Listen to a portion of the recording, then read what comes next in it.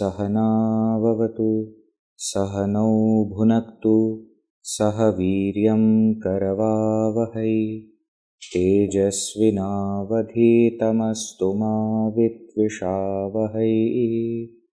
ॐ शान्ति शान्ति शान्तिः। ॐ श्री गणेशाय नमः। ॐ श्री सरस्वत्यै नमः। ॐ श्री गुरुभ्यो नमः। सदाशिवसमारम्भां शङ्कराचार्यमध्यमाम् अस्मदाचार्यपर्यन्तां वन्दे गुरुपरम्परां। श्रुतिस्मृतिपुराणानाम् आलयं करुणालयं नमामि भगवत्पाद शङ्करं लोकशङ्करं। समस्तजनकल्याणे निरतं करुणामयं नमामि चिन्मयं देवं सद्गुरुं ब्रह्मविद्वरं। मूकं करोति वाचालं पङ्गुं लङ्घयते गिरिं यत्कृपातमहं वन्दे परमानन्दमाधवं परमानन्दमाधवम्। सर्ववेदान्तसिद्धान्त गोचरं तमगोचरं गोविन्दं परमानन्दं सद्गुरुं प्रणतोऽस्म्यहम्।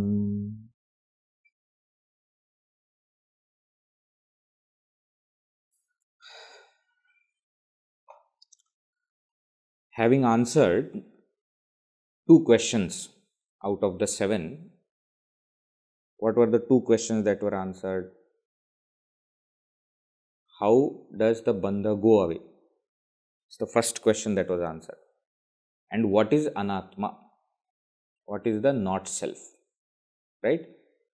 These 2 questions we have seen. Katham vimokshaha and kaha asau anatma. What is not self? Now we are in the process of explaining the main topic of Vedanta, and that is paramātmā atma. What is the Supreme Self? Now, few points that so far Bhagavan Shankaracharya ji had explained to us, they are that number 1, the nature of the self can be pointed out. And just like any other definition, that nature can be pointed out in 2 ways. We saw Swarupa Lakshana and Tatastha Lakshana. Understood? We have seen this before. Swarupa Lakshana means what? Definition where the nature itself is mentioned and nothing else. Swarupa Lakshana. Second, we saw Tatastha Lakshana. Through something that is known, the self which is right now unknown is pointed out. So, through something, the self is pointed out. Tatastha. Tatastha means that is at the bank, tate. That through which it is pointed out is at the bank. And what is to be pointed out is the main thing. But through the known, grosser thing, subtler, unknown thing is pointed out. Tatastha Lakshana. What is the purpose of Lakshana? What is the purpose of definition? Definition is to separate out the object that we are trying to define from all other objects. From all other objects. Okay? So that there is no confusion remaining. If there is still some confusion, then that definition is not perfect definition. Now, see what is happening in case of the self is true that you cannot misunderstand it to be anything else. Fine. Why? Because the definitions are such. Isn't it? That which is svayam, that which is nityam. When these powerful definitions are there, you cannot misunderstand that self to be anything. But the question still remains, is the self fully explained? Your confusion is gone that self is not something. But what is the self? Is that clarity happened? Has that clarity happened? Is that clarity given in the text? So often what happens is, people ask this question that we have heard so much in Vedanta, but what is it actually? When you say, I am that supreme self, what do you mean by that supreme self? Then we will use sometimes the words satyam jnanam anantam or satchidananda. Then again they ask, what is it? What is sat? What is chit? What is ananda? And not being able to grasp this, people criticize Vedanta by saying that it's some kind of, mystical thing they are talking about. There's nothing actual. But it's not Vedanta's problem. Why? Because the self that is being pointed out, that the author or the guru is trying to explain to us, is beyond any explanation. Is something that cannot be explained, nor can it be understood. Not understood. Class over. Why are we studying that? For this you took so many classes, that to understand that we cannot. Intellectually, it cannot be understood, nor can it be explained. But that doesn't mean that experientially it is impossible to experience. No. One can experience it, but even after experiencing, one cannot explain it. And therefore, other cannot understand it intellectually. So, the whole process that the Vedanta follows is of pointing out. Gurudev always used to emphasize on this point. Swami Chinmayanand ji used to say, I am the pointer and not the pointed. Why? Because nobody can actually point out Brahman as this is it. They cannot explain. The Upanishads cannot. The Guru cannot. They can only point out. Now when it is pointed out, leave that hand. Go in the direction which is pointed out and you will experience it. Again, don't try to just grasp it by mind or intellect. It will not work. Because itself is not something which can be grasped by mind and intellect. So all the pointers that are given now are mainly to understand what is not self. Please, not self, anatma, we have seen. Three upadhis, isn't it? Sthula sharira, sukshma sharira, karana sharira. Now we are not talking about that. We are saying what is not self. That becomes clear, and therefore we do not stop at any wrong place saying that yes, I have got it. Okay? It is beyond explanation. It is beyond understanding intellectually. And it is not required also. Say, example, I exist. What logic can you give for that? I exist. What logic will you give? Prove yourself. Vedji, I am talking. laptop also speaks. Do you mean to say that the laptop is existing as you? No. You see, I'm understanding what you are saying. Now let me think. See, I can think and speak. A laptop can also do that. Do you mean to say that the machine is existing like you do? See, we cannot give logic. How intellectually will you explain? You please tell me. No, I am breathing. You see, laptop is not breathing. Plants are also breathing. Your life same as plant life? Oh, now you are asking some questions. You see, the point is what? Intellectual explanation is not required for me to know that I am. I exist. I am.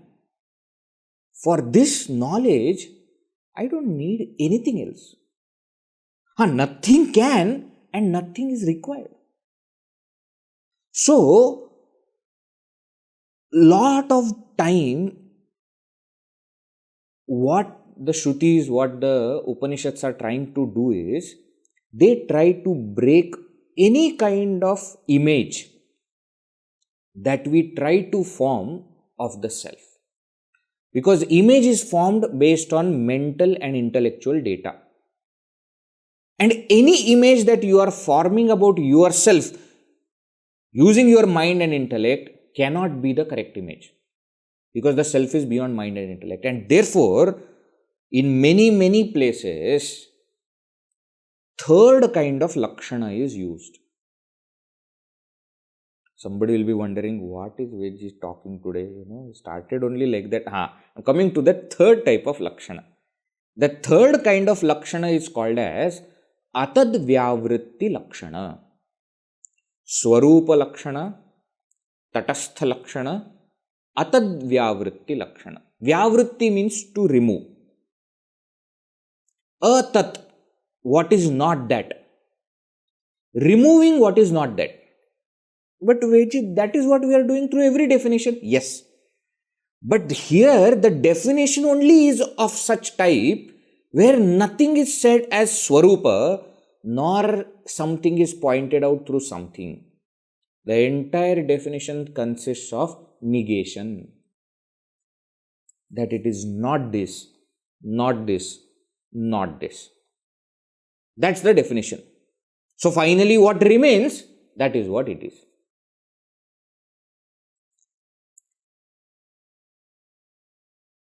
I remember Gurudev, I think in Vivekachoodamani only explaining these things, had given that example which we had also seen. Give my message to Mr. Ramarao. Remember? 10 people are walking and you have to give Guru's message to Ramarao. And the Ramarao is explained that he is fat and there is not even a suspicion of hair on his head. Gurudev's explanation is like that. And he will walk as though, some royal person is walking. And when you try to tell the message, please don't tell from the front, go from behind and tell. Why? Because he is always chewing pan and therefore you tell some message and if it is surprising, he will open his mouth and you will have abhisheka. Therefore go behind and tell. Now the description is given of the person. Now when the Shishya goes to see who is Ramarao, there are so many people walking. What does he do? He does Vyavartana. No hair on the head. See? Fat. Walking like a royal person. And pan should be there in the mouth. Then what does that person do? From those 10 people, one person is separated out. How? By removing all other 9. Generally, this kind of logic is called as parishesha nyaya. Parishesha nyaya means remainder, the logic of remainder. Parishesha, remainder. Parishesha means that which remains. So, after you have removed what it is not, what remains That is what it is. I think some famous quote of Sherlock Holmes is there, that when all the impossibilities are removed, what remains, how much ever improbable, is the truth. Something like this he says. The point is what? Many times in the Upanishads, Brahman will be pointed out, or Atman, or the Supreme Self will be pointed out in this way, where it is only negating what it is not. So while we are understanding Swarupa Lakshana and Tatastha Lakshana, we have to also remember this Atadvyavritti Lakshana. In traditional sense, this Atadvyavritti Lakshana also is taken under Tatastha Lakshana. Because they say that by negating what it is not, you are again pointing the self through something only. Through negation, fine, but you are again pointing it out through something. So they take it as Tatastha. Okay, but here special mention is there of Atadvyavritti. Why? Because the entire definition consists of just negation.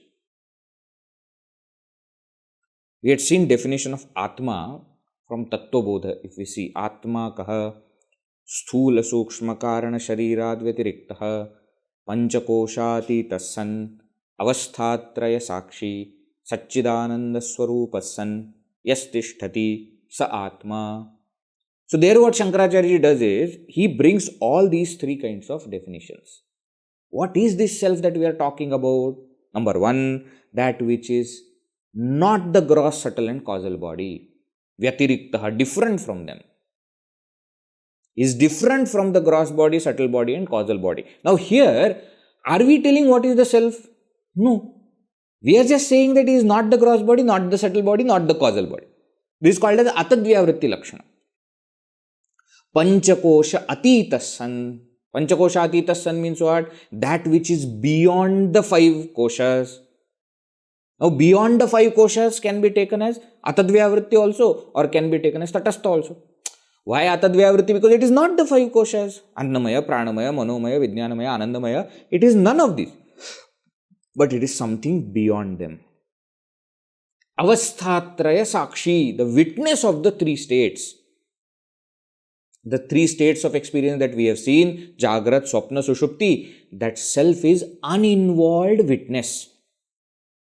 We have seen in the last session also, he is the one who is energizing but still not getting involved. Yasya sannidhi matrena dehendriyamanodiyah vishayeshu swakiyeshu vartante preritaha iva, as though they are inspired by, energized by the self, but he doesn't take. So avasthatraya sakshi is the witness of the three states. Now this is Tatastha Lakshana. Through the three states, the witness is pointed out.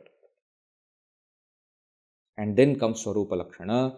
Satchidananda Swarupaha is of the nature of existence, consciousness, bliss. This is the self. The entire description that is being going on from verse number 124 is my description. Okay, so keep that in mind and try to understand. Right? Then the whole thing we will understand in a very different way. As long as we keep thinking that there is some kind of Atma, Paramatma, Brahma somewhere, then we are still trying to understand the whole thing by intelligence alone. No. The description is of me. And that should resolve our problems. Okay? Right. So we saw in the last session also, Shankaracharya has given some more pointers to us, to walk this path. And he has pointed out that Atma in few more ways. One way that was pointed out, or yasya sannidhi matrena, by whose mere presence all the upadhis carry out their function. Number one.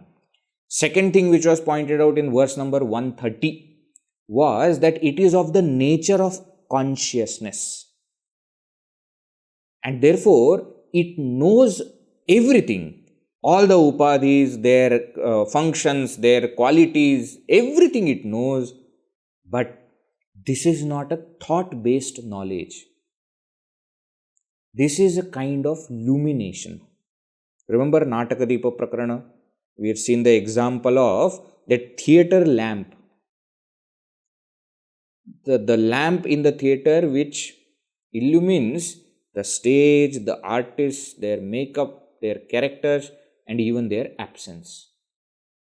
So in a way, the lamp knows everything. But it is not a thought-based knowledge. That also we had seen. Then in verse number 131, we had seen that this self is antaratma. Don't think that it is somewhere else. Therefore, esha was said. Esha means this which is close. This which is closest to you. Now we can't even say closest to you. It is you. Esha antaratma purushah puranaha nirantara akhanda sukhanubhuti. Continuous, unbroken, undivided bliss. That is what is the experience of the self. Sadaika rupaha, sada eka rupaha, always of one nature, without any change, any modification. Pratibodha matraha, that which can be known through every thought. Yena ishita vagasavascharanti, governed, ruled by whom all the pranas, all the speech, etc., all the karanas, they all function. Then came the last verse that we saw. Atraiva sattvatmanidhi guhayam avyakritakasha ushat prakashah akasha uchchai ravivat prakashate swatejasa vishwamidam prakashayan. This also concept we had seen. Atraiva, where this self we can find, we don't have to go anywhere.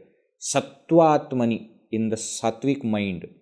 Dhi guhayam, in the cave of the intellect.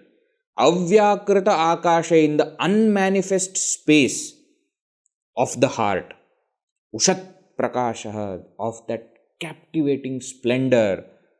Akashe uchchaihi yatha ravi, ravivat, just as high in the sky there is sun. Prakashate, as it shines, swatejasa, by its own effulgence. Vishwamidam prakashayan, and also illumines the entire world. In the same way, that self shines on its own in your heart as core personality.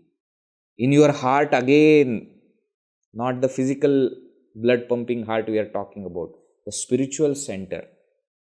In that heart space, in that mind, in that intellect, the cave of the intellect, there is this self which itself shines and illumines everything else. That is me.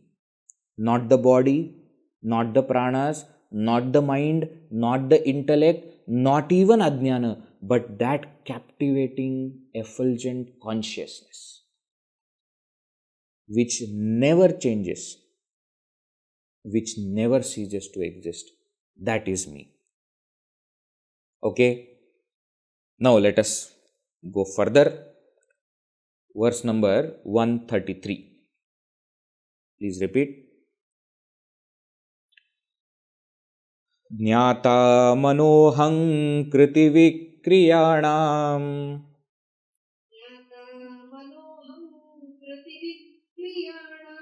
dehendriyaprāṇakṛtakriyāṇām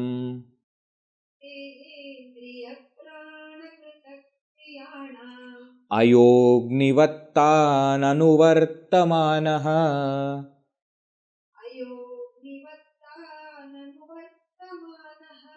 na ceṣṭate no vikaroti kiṃcana.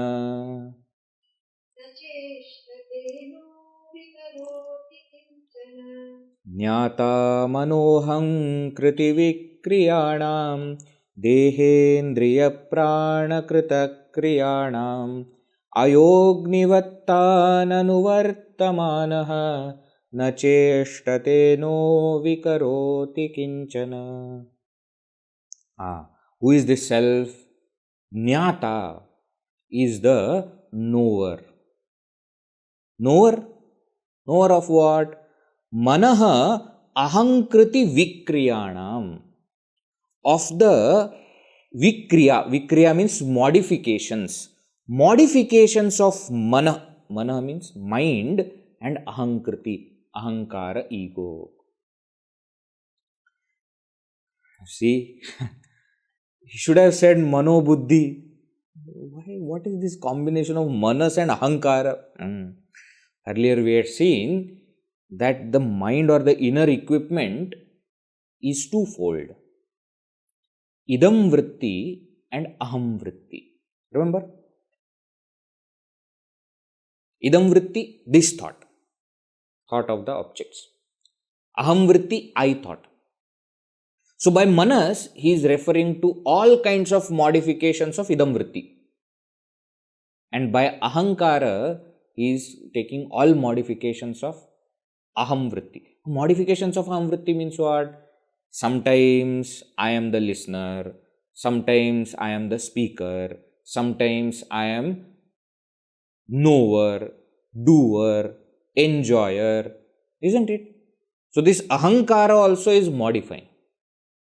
With what? With the modifications in the mind. According to the modifications of the mind, ahaṃkāra is also undergoing modifications. Who is the self? Neither the mind nor the ahaṃkāra, but jñātā, knower of mind and ego and their modifications. Careful. Is the knower. Now again, when it is said knower, don't think that it is some kind of knowledge based on thought again. No. It is knower with K capital. Means what? It illumines. It's not a kind of knower like the mind is the knower. Mind knows this is watch. And therefore self also knows this is mind. No. It is not a thought based knowledge. He illumines the mind, the ego, the entire inner equipment and their modifications. Is that it? That's it? No. dehendriyaprāṇakṛtakriyāṇām is also the one who is illumining kriya. Kriya means functions. See, vikriya and kriya. How Shankaracharya is using the words also you see. Vikriya means modifications. Kriya means functions. So, deha, body, indriya, senses, prana, pranas, vital air, krita, kriyanam, actions performed by all these. So, modifications of the inner equipment also are known to the self, and the functions of body, senses and the pranas is also known to the self. Teshāmapi jñātā, he is the knower of even those. So, he is the knower of modifications of mind and ego, and he is also the knower of actions performed by body, senses, pranas, etc. That is what is the self. Now, when it is said it is the knower, what actually Shankaracharya wants to point out to us, all the things that we have seen earlier. Is the knower means what? Number one, it is different from the upadhis. The knower has to be different from the known. Number two, upadhis are inert. The knower is sentient. Isn't it? Yadrishyam tajjadam. That which is seen, that which is known is inert. And the knower is sentient. So it has to be different from the upadhis. It has to be sentience, not just sentient, but sentience. Number three, it is that which illumines or lends its existence or sentiency to the upadhis, because of which upadhis are existing and functioning. Number three. Number four, even the capacity that the upadhis have got to undergo their respective modifications or respective functions, even that capacity comes from the self. The self also, so to say, energizes the upadhis. Fourth point. In and through all this, the fifth point is, it remains an uninvolved witness.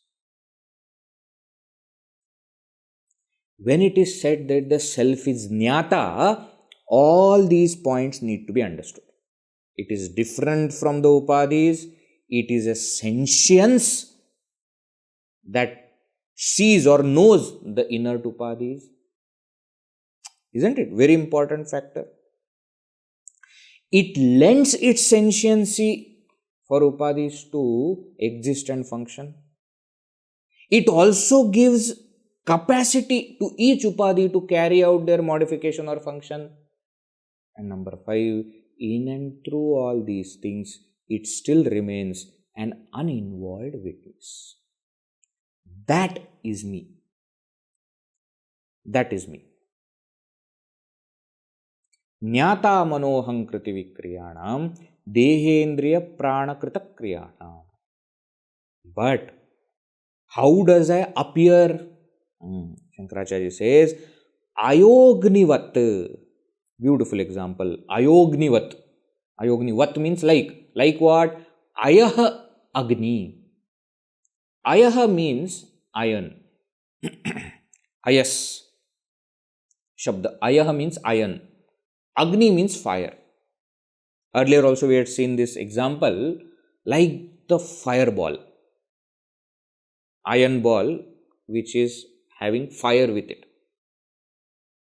You remember we had seen that they transfer the properties to each other.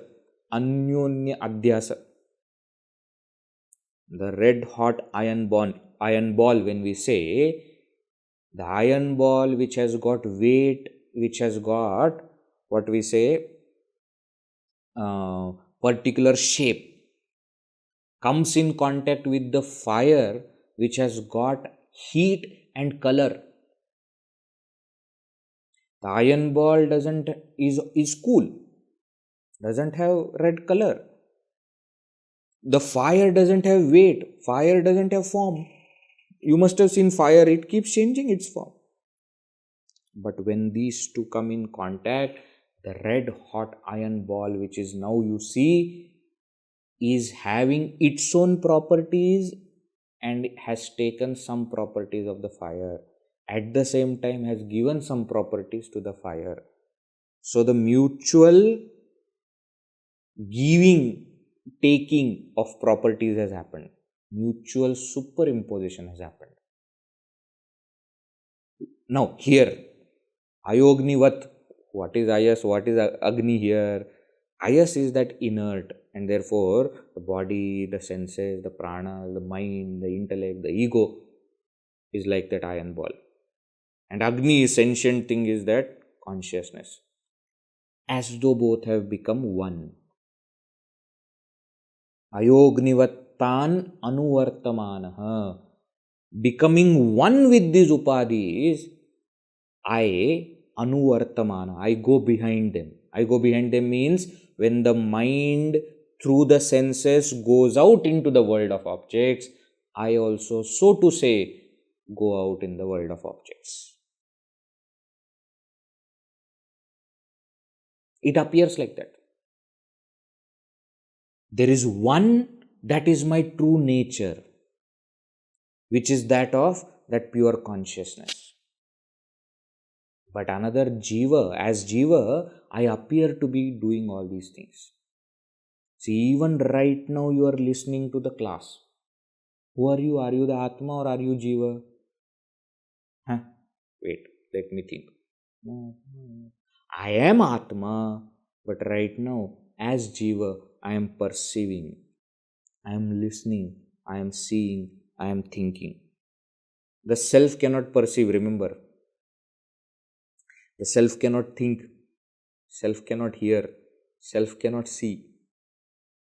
As jiva anuvartamānaha, I appear to be going out, following them. Following what? Following the modifications of the mind, inner equipment, and the functions of the outer equipment. But actually what is that? Na ceṣṭate. I do not act, or it doesn't act. Na vikaroti kiṃcana, and does not undergo any modification. So though it appears to be with the mind when the mind is going through modifications, though it appears to be with the body, senses, pranas, etc., when they are carrying out functions, the self neither undergoes any modification nor performs any action. Two things were said in the first line, that mano'haṃkṛtivikriyāṇāṃ jñātā is the knower of modifications of the inner equipment. And second thing, dehendriyaprāṇakṛtakriyāṇām is also the knower of actions performed by the outer instruments. Now here, both things are said. Na ceṣṭate, the self does not act. Na vikaroti kiṃcana, nor does it undergo any modification. Please don't get confused. The moment we think that I am undergoing modification, we are referring to jiva and not to the self. Because self cannot undergo any modification. Every single time we refer to ourselves as performing certain action, we are referring to the self and not to the jiva. While saying, we may use the word I, but we mean different I at different times. When I say I am listening, I am performing the action of listening. Who is this I? It is the jiva. When I say I am sad, I am happy, I am confused, which I are we talking about? Jiva. But when I say I am none of the upadhis, I am of the nature of Satchidananda, which I are we talking about? We are talking about our true nature, true I. Okay? It appears that I am going through modifications and I am performing actions. But that I which is going through modifications and which is performing actions is the small I, is the jiva, is our present understanding of ourselves. Whereas, who am I actually? I am that capital I, which does not undergo any modification, does not perform any action. From this known small I, we have to shift our understanding to the capital I. Understanding experience. How strong is our experience that I am jiva? So much strong our experience has to be that I am that self. Then the job is complete. Okay? Now, keeping that same thought in the next verse, very famous, taken from very famous source, Shankaracharya says there are certain things that the jiva undergoes. And therefore, we think that I am undergoing all those changes, but the self does not undergo any of it. Let us see. Verse number 134. Na jāyate no mriyate na vardhate.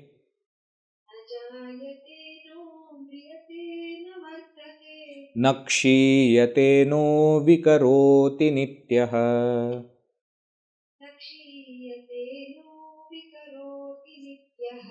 Vilīyamāne'pi vapuṣyamuṣmin.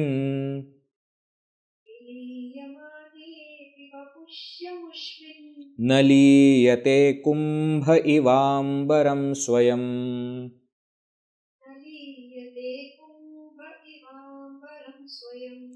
Na jāyate no mriyate na vardhate. Na kṣīyate no vikaroti nityaḥ. Vilīyamāne'pi vapuṣyamuṣmin. Na līyate kumbha ivāmbaraṃ svayam. I am sure you will be remembering, if you have studied Kathopanishad, you will remember the Kathopanishad mantra. If you have studied Bhagavad Gita, you will remember Bhagavad Gita shloka. which also starts na jāyate, mriyate va. In one place it is kadachit, vipaschit in another place. Some small changes are there, but the verse is well known. Na jāyate, mriyate va kadachit. Nāyam bhūtva bhavita va na bhūyah. Ajo nityaḥ śāśvatoyam purāṇah. Na hanyate hanyamāne sharīr. Bhagavad Gita. Kathopanishad says, na jāyate mriyate va vipaschit. Nāyam kutaśchinna babhūva kaśchit. Ajo nityaḥ śāśvatoyam purāṇah. Na hanyate hanyamāne sharīr. Last two lines are same. What is it saying? Na jāyate. Kaha na jāyate? Who is not born? Eshah antaratma. See, the topic is still going on of that self, inner self, isn't it? Na jāyate. It is not born. Who is not born? I am not born. Vedji. Wrong. Why? I am born. And my mother doesn't miss one chance to tell me how difficult I was when I was born. Every single time she reminds. How can you say I am not born? Again, you see, don't get confused. Who is born?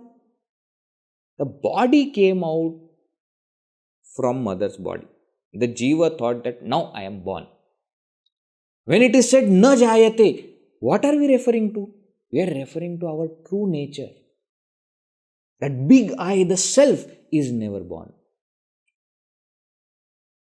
The contradiction has to be resolved.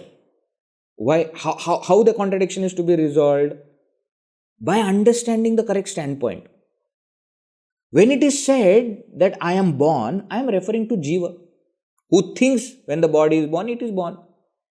But when it is said na jāyate, it is not born, I am referring to that big I, the real I, which is not born. Na jāyate, na mriyate. No mriyate means not at all am I going to die.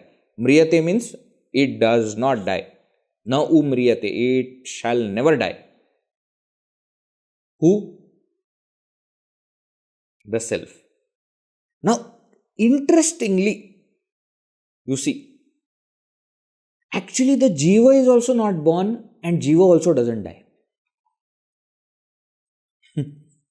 Jiva is just changing the body. So when jiva gives up the old body, that is what jiva thinks that it is dead. And when jiva takes up the new body, jiva thinks that it is born. Actually, jiva also is not born. Jiva is one of the anadis, isn't it? Among the 6 anadis, one of them was jiva. We had seen that verse from Panchadashi. Jiva is one of that. It is also not born, but it thinks that it is born. It thinks that it is going to die. And obviously, when the two extreme modifications are there, in between modifications will also be there. If you are born, then the rest of the modifications will follow. 6 modifications of gross body. Remember? Jāyate, asti, vardhate, viparinamate, apakṣīyate, vinashyati. It is born, then it exists, then it grows, then it matures, then it starts to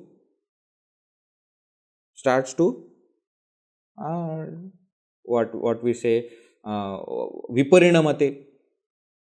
It starts to disintegrate, and finally vinashyati, it gets destroyed. Now that is what is. When the body is growing, I feel I am growing.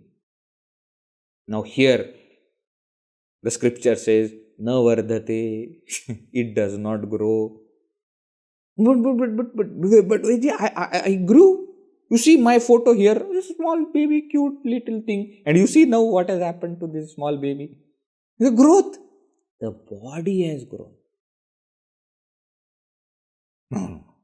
Not just body, okay? My intelligence also has grown. It's good that you think that your intelligence has grown. I don't have any problem with that. But you have not grown. Why? Because you are incapable of growth. Oh, Swamiji, what is this? I am not saying your intelligence is incapable of growth or your mind is incapable. I am saying you cannot grow. Why? Because you see, you can grow means you have to be small and then growth is possible. No, you are already all pervasive. Where will you grow? You will grow into what? You are already everything. Na vardhate, it does not grow. Na vikaroti, it does not change at all. So rest of the things also you say. Asti, viparinamate, kṣīyate, you take everything. It does not undergo any modifications. So all the 6 modifications which are there for gross body, and identifying with that gross body, Jiva feels that I am going through these 6 modifications, that I am born, now I am there, I am growing, now I am maturing, now I am going to, decay, and now I am going to die. Self does not undergo any of these modifications. Why? Nityaḥ. One reason given for all. Na jāyate, no mriyate, no vardhate, no kṣīyate. Kṣīyate also is there in between. Kṣīyate is that decay. I don't decay. Na vikaroti, I don't undergo any modification. Why? The reason is nityaḥ. It is eternal. Eternal, we had seen 2 types of nitya, pravahi nitya, kutastha nitya. We have seen all that. It is unchanging, eternal. It does not undergo any change. Not only that, vilīyamāne'pi amuṣmin vapuṣi līyate. Amuṣmin, in this. Vapuṣi, in this body. Vapuṣi means in the body. Amuṣmin means in this. So amuṣmin vapuṣi, in this body. Which is how vilīyamāne, in this which is going to end, which is going to be dissolved, which is going to get destroyed. In this body which is going to get destroyed, līyate, it does not get destroyed. 2 ways we can understand this. Earlier also we had seen this. One is through saptami, normal. Staying in the body which is getting destroyed, it does not get destroyed. Or through sati saptami. Sati saptami is when that saptami vibhakti is used to indicate the time. When the body is destroyed, the self is not destroyed. Careful. 2 interpretations. One is staying in the body which is getting destroyed, the self is not destroyed. Another showing time. When the body is destroyed, when this body is getting destroyed, the self is not getting destroyed. Vilīyamāne'pi amuṣmin vapuṣi līyate. It does not get destroyed. Like what? Kumbhe ivāmbaraṃ iva. Like kumbhe, in the pot. Ambaram, space. Iva like the space in the pot. Like the space in the pot means what? Space remains inside the pot. When the pot is made, you think that the space is made. Thankfully, pot does not grow. But pot goes through different modifications, isn't it? And at the end, pot is destroyed. When the pot is destroyed, we feel that the space is destroyed. But actually, space is space. It is neither born nor does it get destroyed. Staying in the pot, when the pot is destroyed, the space does not get destroyed. In the same way, in the body which is getting destroyed, the self doesn't get destroyed. Or when the body is destroyed, the self is not destroyed. Svayam. Shankaracharya adds one more word. Why? Because it is of the nature of consciousness. It cannot be destroyed. See how he is using the word nitya and svayam. That was the first description. Asti kaśchit svayam nityam aham pratyalambana. Remember? 125. He is carrying that thought, but just elaborating some more aspects. Okay. So the self does not undergo any of the 6 modifications. The self is not like jiva, which thinks that it is going through modifications just when the body is going through modifications. Why? Because it is eternal. And even when the body is destroyed, the self is not destroyed. It is the same knowledge that Bhagavan Shri Krishna gives to Arjuna. Because Arjuna is thinking that I am going to kill Bhishmacharya, I am going to kill Dronacharya, I am going to kill. Shri Krishna says, you cannot kill them. Why? Because they cannot be killed. Even when the body is destroyed, the self is not destroyed. You are that self, they are that self. Who is going to kill whom? Hanta chen manyate hantum, hataschen manyate hatam, ubhau tau na vijanitaha, nayam hanti na hanyate. Again, mantra from Kathopanishad, which is also taken in Bhagavad Gita. One who thinks that I am the killer, another who thinks that I am killed, both of them do not know. Why? The self neither kills nor does it get killed. Why? Self is incapable of that. Self will kill whom? There is nothing other than self. It cannot kill anything. Can it be killed? No, because who will kill self? How will self be killed? Now, you see, this knowledge, if it has to come in our life, suddenly will our life will become so easy. You see, we are carrying all the time this burden that I am going to die, that fear is there. That fear will not be there. Why? Because I cannot die. I am incapable of death. Can you understand that? Why? Because death means end of existence. Isn't it? Can I stop to exist? Can I cease to exist? No. Why? Because I am existence, not existent.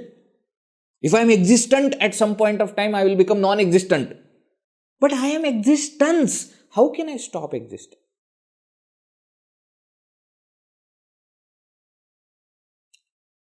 Suddenly our life will become very, very simple. Somebody says, yes, I cannot die.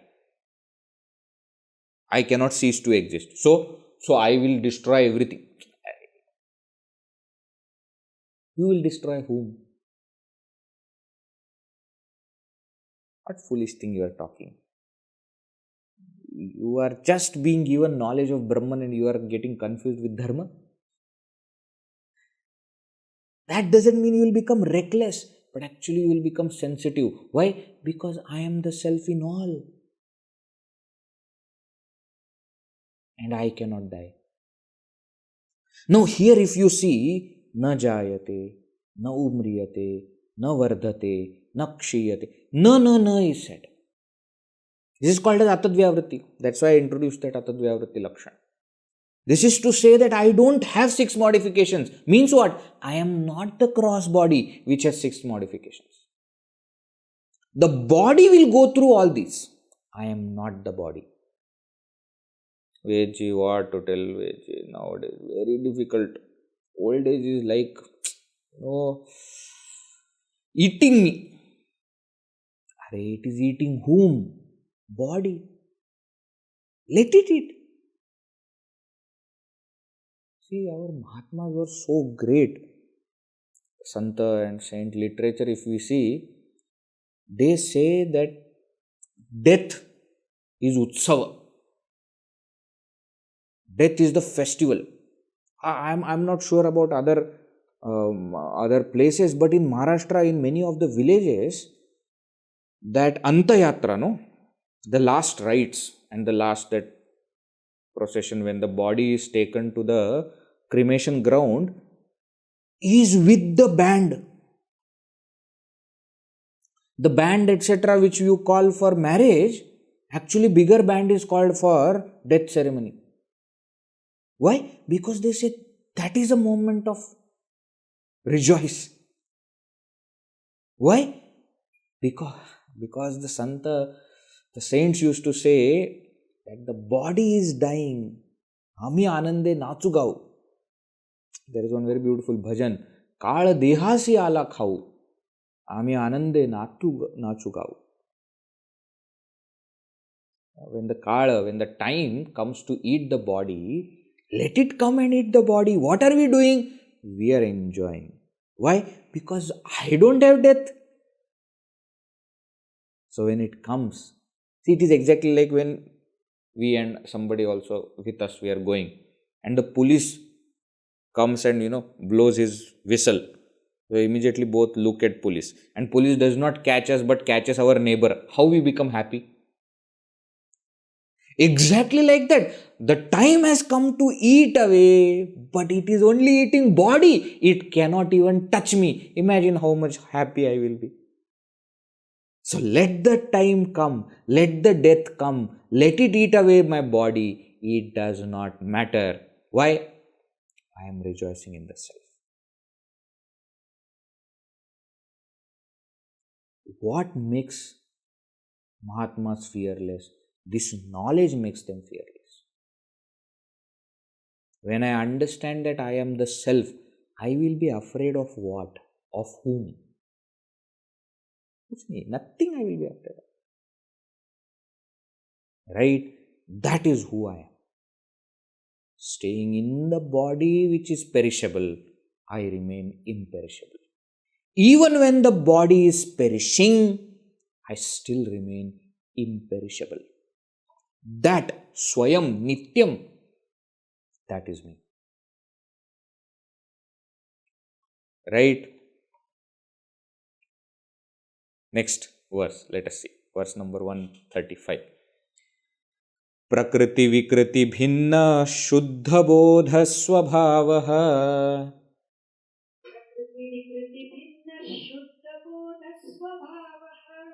sadasadidamaśeṣaṃ bhāsayannirviśeṣaḥ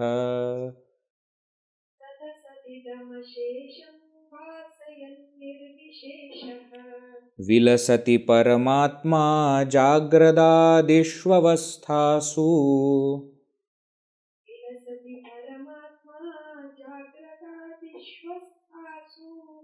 ahamāhamiti sākṣātsākṣirūpeṇa buddhehe.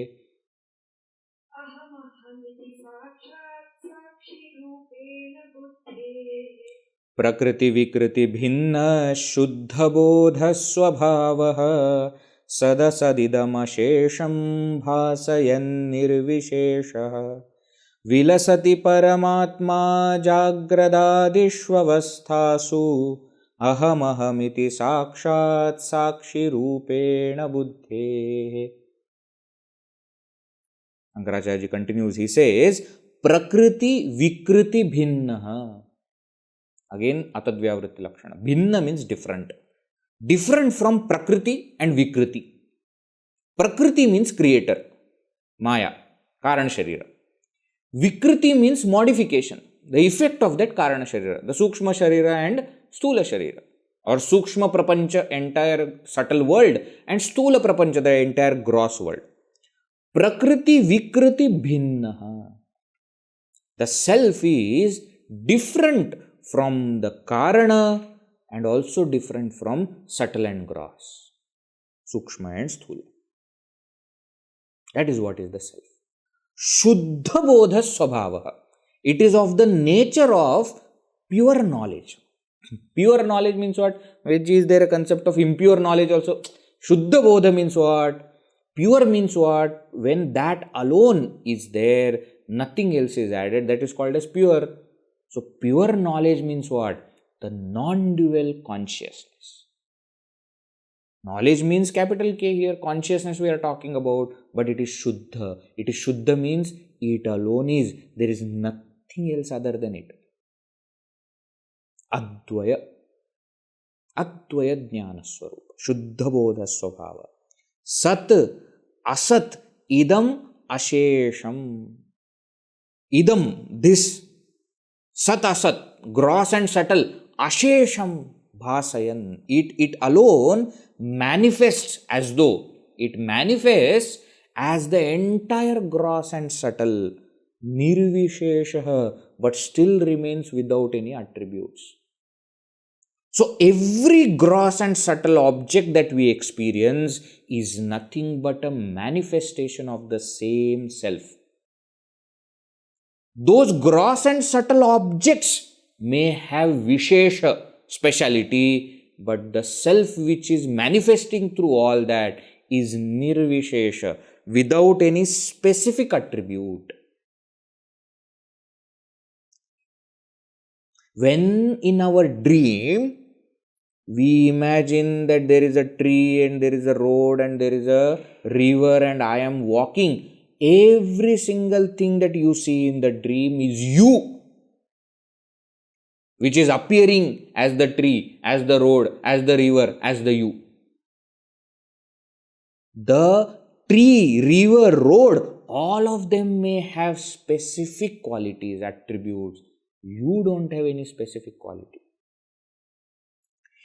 It appears, it manifests as this entire gross and subtle world, but still it remains attributeless, without any attributes. That is the self. It is different from the causal, gross and subtle, but it appears, manifests as the gross and subtle. What about causal? It doesn't have to manifest. Why? Because causal is unmanifest.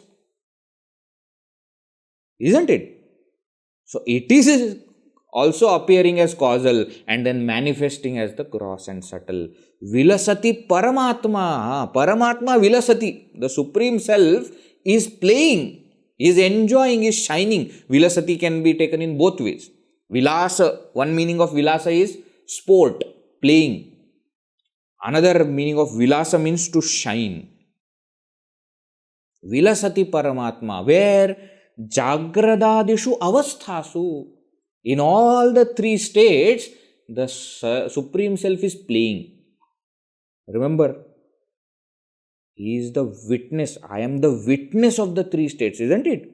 And therefore, it is the word used is vilasati. It is not said that it is going through three states. Why? Because the one who is going through three states is miserable. Why? Because I am experiencing. Then I am changing according to joy and sorrow, the jiva. Whereas the Supreme Self plays, sports through all these three states, in these all three states. How? Aham iti sākṣātsākṣirūpeṇa buddhehe. Buddhehe sākṣirūpeṇa, as the witness of the mind.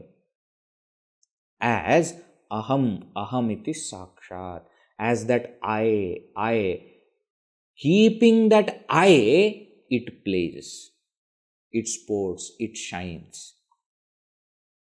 Not as small I, but as sākṣirūpeṇa, as that witness consciousness. That is what I am. So the self is distinct from Maya and its effects. The self is of the nature of pure consciousness. The self alone manifests as the gross and subtle world, yet remains attributeless. And in all the three states, the self shines as witness consciousness, as witness of the mind, as that capital I, ahamahamiti sākṣāt. Okay, that is who I am.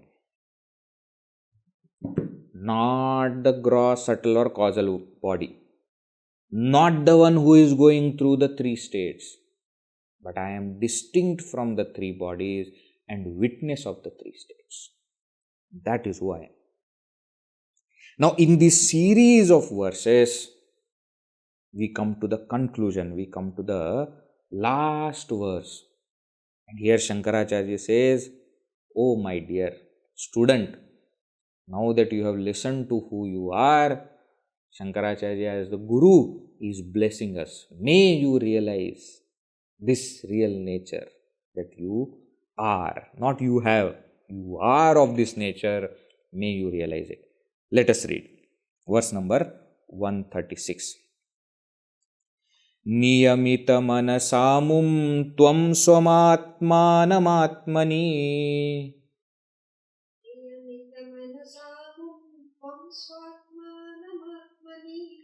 ayamaham sākṣāt viddhi buddhi prasādat.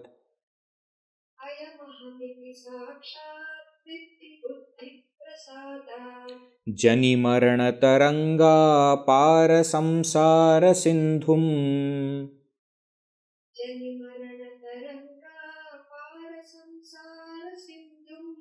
Pratara bhava kritartho brahma rupeṇa samsthaha.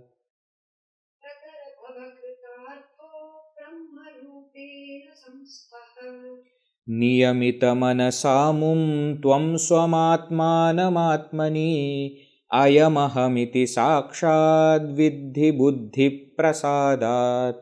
Jani marana taranga para samsara sindhum. Pratara bhava kritartho brahma rupeṇa samsthaha. Shankaracharya says, niyamita manasa. With the mind which is niyamita, controlled, regulated, governed. With the controlled mind, amum, this swam atmanam, one's own self, atmani, in the self, tvam ayamaham iti sākṣāt viddhi. Look at the words. He is saying, with the regulated mind, you realize one's own self in the self as the self. See, amum swam atmanam viddhi. You come to know one's own self. How? Tvam viddhi. You come to know. You yourself come to know. Where? Atmani, in the self. As what? Ayamahamiti sākṣāt viddhi. So know your own self in the self as the self. How? Buddhi prasadat. Shankaracharya says, by the prasada of buddhi, by the blessing of your intellect. One meaning. Prasada also means purification. By the purification of your intellect, or by the grace of your intellect. It is called as Atma Prasada. The grace of the self. Different kinds of grace are spoken of, no? Ishvara Kripa, Guru Kripa, Atma Kripa also is there. What is this Atma Kripa, etc.? Two things Shankaracharya is saying. Know the self, in the self, as the self, by the self. But how?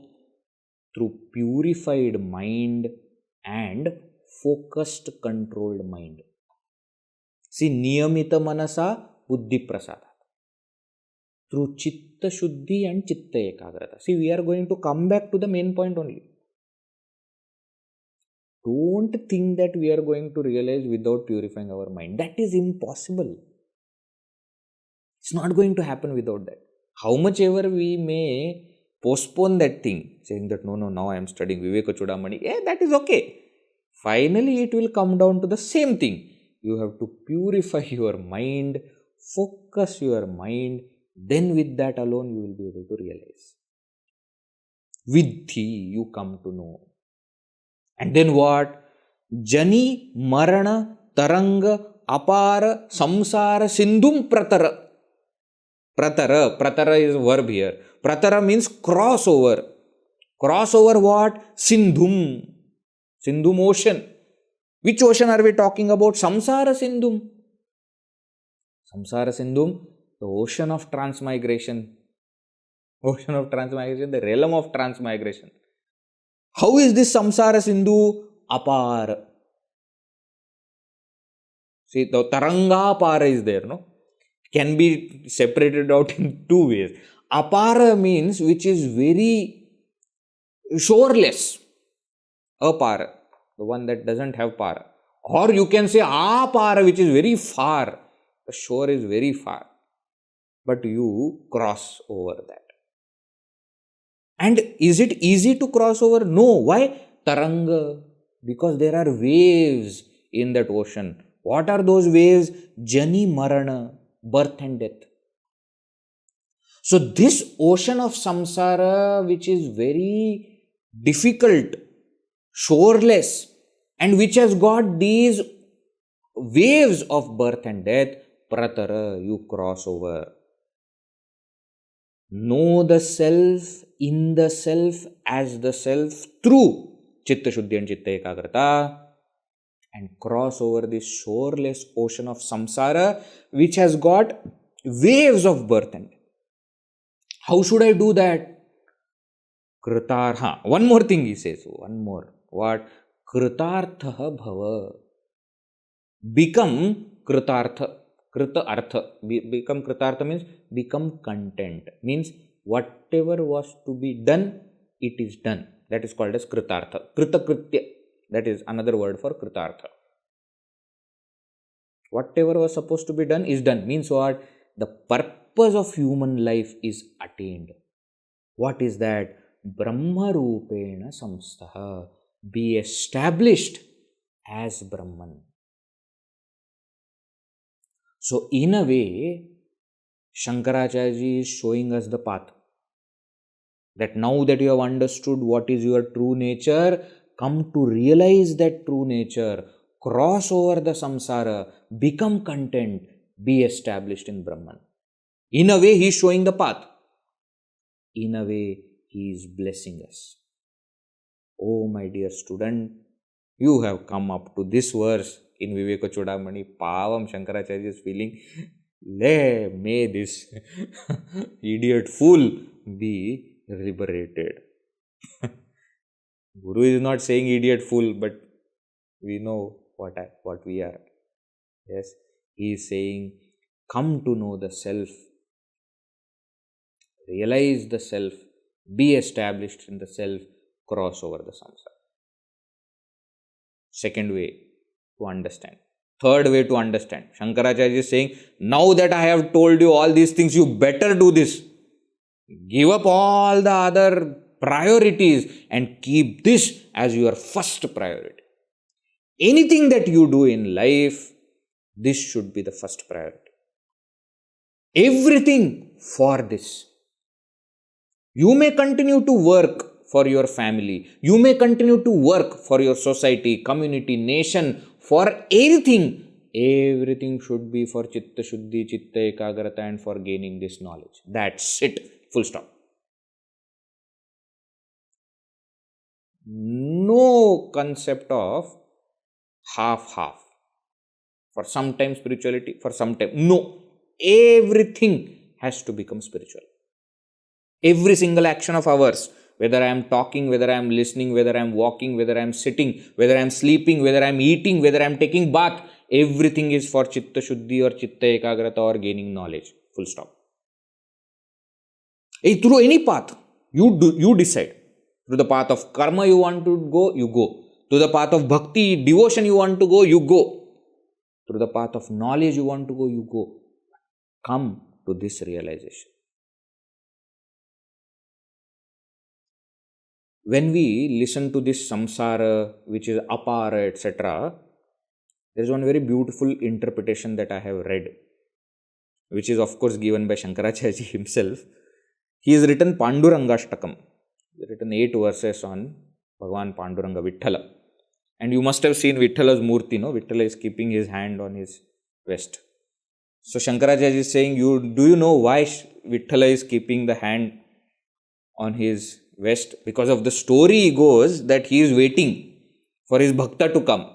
That Pundalika is doing seva of his parents, and therefore he tells Bhagavan, please wait, let me finish this and come. So Bhagavan is waiting. Shankaracharya says that is one reason. Second reason I will tell you, Vitthala is telling us, don't worry about samsara, the water is only up to the waist. It's not going to take you. It's not going to take you inside. Only this much water is there, you come. So the samsara may be apara, but we can cross over. When such Guru is there, when such Lord is there with us, why should we worry? By Bhagavan's name, a bridge is created. Ramayana story we hear, between India and Lanka, that bridge is created with Bhagavan's name. Once that bridge is created, even an ant can cross over the ocean. Create that bridge by chanting his name. One way, bhakti way. Or you continue to perform your karma with that attitude of surrender and keep doing chitta shuddhi chitte. Or you follow jnana yoga and go on doing shravana manana nidhyasana. Whichever way you want to go, you go. But come to know the self in the self as the self. That's what Shankaracharya says. Okay. Thus we conclude one more section of this Vivekachoodamani. Now the next question. So Shankaracharya has answered some questions. Now bandha, some questions are remaining. So what is this bondage? And from where has this come? Ko nama bandha kathamesha agatah. These two questions will be taken now. Ko nama bandha in next two verses, 137, 138. Kathamesha agata, from where this bondage has come? From verses 139 to 144. So in next 8 verses, these two questions will be answered, which we will see in the next classes. Okay? Let us conclude. Today I did little more, no? Little more time. Om Purnamadav Purnamidam Purnat Purnamudachyate Purnasya Purnamadaya Purnameva Vashishyate. Om Shanti Shanti Shanti. Harihi Om Shri Gurubhyo Namaha. Harihi Om. Hari Om.